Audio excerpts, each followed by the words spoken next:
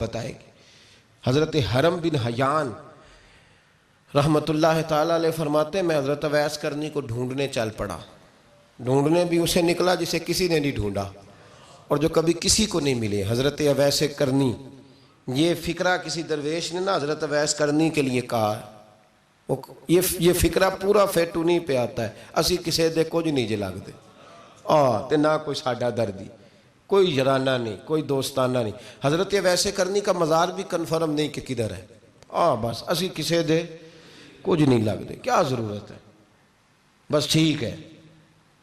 اپنا جو ہے انداز سارے زمانے سے علیحدہ کر کے رکھا انہوں نے، علیحدہ، الگ تھلگ۔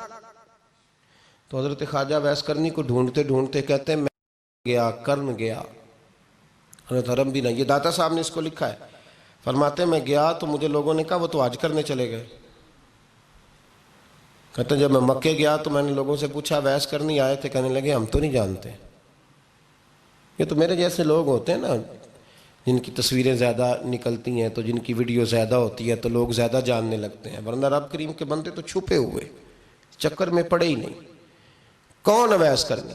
تو انہوں نے کہا کہ حضرت اویس کرنی، چہرے پر برس کے داغ ہیں، کمزور سا وجود ہے، داڑھی زیادہ گھنی نہیں۔ جب حالات بتائے تو کہنے لگے اس طرح کا ایک شخص آیا تھا، اس نے طواف کیا تھا، پہلے بھی دنیا کرتی ہے پر جب اس نے کیا ہے نا تو اس کے طواف نے وہ خود بھی رویا ہے اور بھی بڑے روئے ہیں۔ وہ جب حجر اسود پہ آیا ہے تو رنگ بدلتا دیکھا ہے۔ کہا وہ کدھر گئے؟ کہنے لگے پورا نہیں پتا، اتنا ضرور خبر ہے کہ ان کے انداز بتاتے تھے کہ اب مدینے جائیں گے۔ تو جناب حرم بن حیان کہتے ہیں پھر میں مدینے گیا، میں نے خواجہ اویس کو ڈھونڈا۔ میں نے کہا یار میں نے حضرت خواجہ اویس کرنی کو ملنا ہے، کسی نے بتایا ہے کہ وہ مدینہ شریف آئے۔ تو لوگ کہنے لگے ہم نہیں جانتے وہ کون ہے۔ لیکن نا دنیا جان گئی، دنیا میں بڑا کچھ ہو گیا، بائی نیم لوگ جاننے لگے، ہوٹلوں پہ پہچاننے لگے، سڑکوں پہ پہچاننے لگے۔ لیکن بات تو یہ ہے کہ جن کو پہچاننا چاہیے اگر وہ پہچان لیں پھر تو بڑی بات ہے، پھر تو بڑی بات ہے۔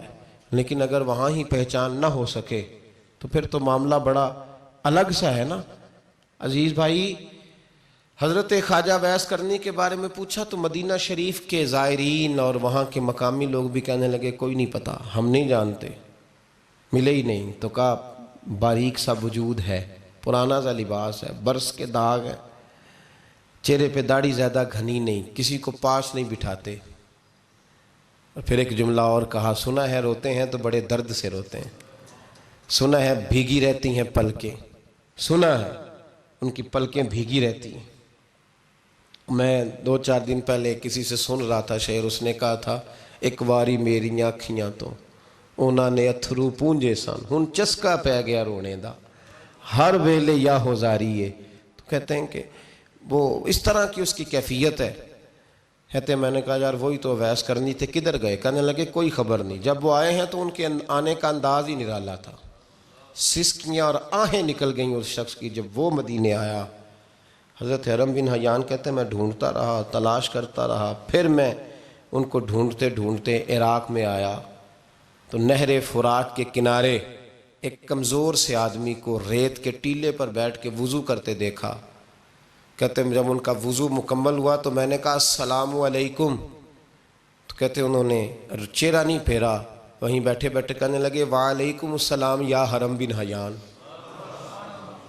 یا حرم بن حیان وعلیکم السلام۔ تو کہتے ہیں میں نے کہا کہ من انت، آپ کون ہے؟ تو کہنے لگے وہی ہوں جسے تو مکے اور مدینے ڈھونڈتا رہا۔ تو کہتے ہیں میں نے کہا حضور آپ میرا نام کیسے جانتے ہیں؟ بڑا خوبصورت جملہ ہے، اللہ کرے آپ کو یہ یاد رہ جائے، سبق کبھی نہ بھولنا، یہ سبق کبھی نہ بھولنا۔ بابا صاحب کے مزار پہ گئے تو خالی آ گئے، داتا صاحب گئے تو خالی، ایسے ہی چلے گئے۔ ہم فارغ لوگ تھے، کوئی کام نہیں تھا کہ بابا فرید کی گلیوں میں گھومتے رہے، ہم فارغ تھے کہ 2-2 بجے حضرت سلطان باہو رحمت اللہ علیہ کی جالیوں کے سامنے کھڑے رہے۔ ہم کوئی پتھر چاٹنے والے لوگ تھے کہ آدھی آدھی رات بیت گئی اور ہم بزرگان کرما والا شریف کھڑے رہے؟ یہ کیسے ہو گیا کہ محدث اعظم کے مزار پہ کھڑے رہے؟ ایسے ہی کوئی بات تھی؟ حضرت اویس کرنی بول کر فرمانے لگے، کہنے لگے کیا کہا تو نے کہ میں تجھے کیسے جانتا ہوں؟ فرمانے لگے تو مجھ سے پیار کرتا ہے، عارف تو روحی من روحی کا، میری روح تیری روح کی جاننے والی ہے. یہ روحوں کا رشتہ ہے, یہ خطا نہیں جایا کرتا. عرفت روحی من روحی کا, میری روح تیری روح کو جانتی ہے. یہ کیسے ہو گیا؟ کوئی ایسے لوگ تھے تو اتنی جگہ مجھے تلاش کر آیا اور میں تجھے جانوں نہ؟ یہ کیسے ہو سکتا ہے؟ یہ کیسے ممکن ہے؟ تو ڈھونڈتا رہا گلی گلی اور میں کہوں کہ میں تجھے جانتا نہیں. فرمایا حرم بھی نہ جان میں, ہاں میں دعا کرتا ہوں اللہ کی بارگاہ میں کہ رب کریم مجھے اور تجھے جنت میں اکٹھا کر دے.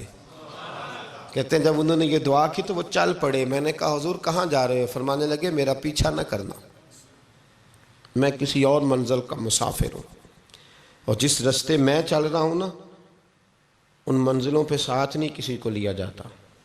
یہ میری اپنی ذاتی منزل ہے, اس میں پاؤں پہ چھالے ذرا سخت ہوتے ہیں. ہر آدمی کا کام نہیں یہاں چلنا, تو مجھے تنہا رہنے دے اور مجھے اپنی مرضی سے چلنے دے.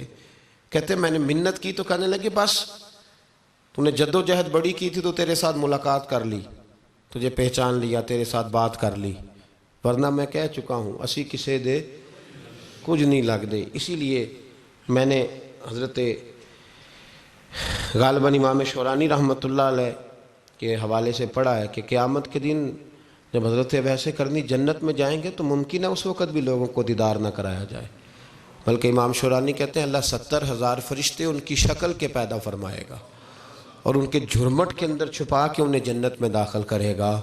ملاقات کس سے ہوگی؟ صرف انہی سے ہوگی جن کے لیے انہوں نے زندگی گزار دی. یا خدا سے ملیں گے یا مصطفیٰ کریم سے ملیں گے. یہ بھی لوگ تو محبت